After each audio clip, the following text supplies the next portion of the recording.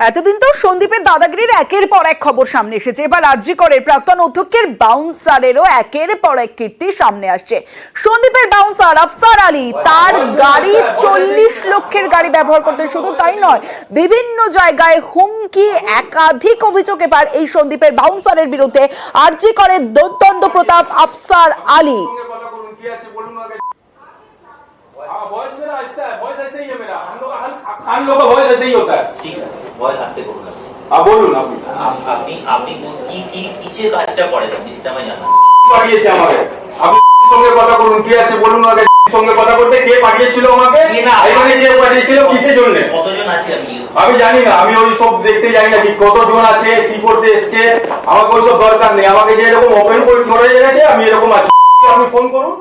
Viral video আপনারা শুনলেন। এবার যেমনটা আমরা জানতে পারছি আরজি করের দুর্দান্ত প্রতাপ আফসার আলী এবার সিবিআই রাডারে। আমার সঙ্গে অর্পিতা হাজার রয়েছে, অর্পিতার সঙ্গে কথা বলবো। অর্পিতা, সন্দীপের একের পর এক কীর্তি সামনে এসেছে, একের পর এক অভিযোগ তার বিরুদ্ধে, একের পর এক ভাইরাল ভিডিও আমরা দেখেছি। এবার তার বাউন্সার আফসার আলীরও ভিডিও প্রকাশ্যে আসছে এবং সিবিআই রাডারেও। কি জানা যাচ্ছে, সিবিআই সূত্রে কি জানতে পারছো? তাকেও ডেকে জিজ্ঞাসাবাদ করতে পারে সিবিআই। একেবারে তাই। দেখো, প্রাক্তন অধ্যক্ষ সন্দীপ ঘোষের ব্যক্তিগত বাউন্সার আফসার আলী খান এবারে সিবিআই এর রাডারে। তার কারণ আফসার আলী খানকে বেআইনিভাবে সন্দীপ ঘোষ ক্যান্টিন এবং পার্কিং এর টেন্ডার পাইয়ে দিয়েছিল। এমনকি সেখান থেকে কোটি কোটি টাকা আসতো, যার তদন্ত শুরু করেছে সিবিআই এর দুর্নীতি দমন শাখা।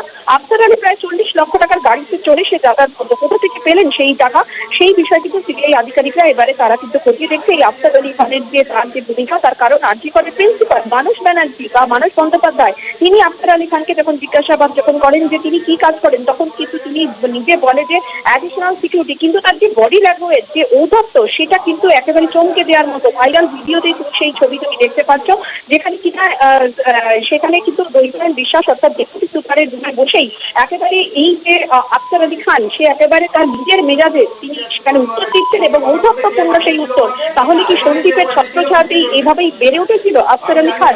সে কারণেই কিন্তু আফসার আলী খান এবারে সিবিআই এর নজরে, তাকে এবারে ডেকে জিজ্ঞাসাবাদ করবে সিবিআই তদন্তকারী আধিকারিকরা। কারণ সন্দীপ ঘোষের ব্যক্তিগত এই বাউন্সার, সেও যে হাসপাতালে একেবারে বিচরণ করতো এবং তার যে প্রভাব, সেই প্রভাব কিন্তু চোখে পড়ার মতো। সেই কারণে সিবিআই এর ব্যাপারে এবারে আফসার আলী খান।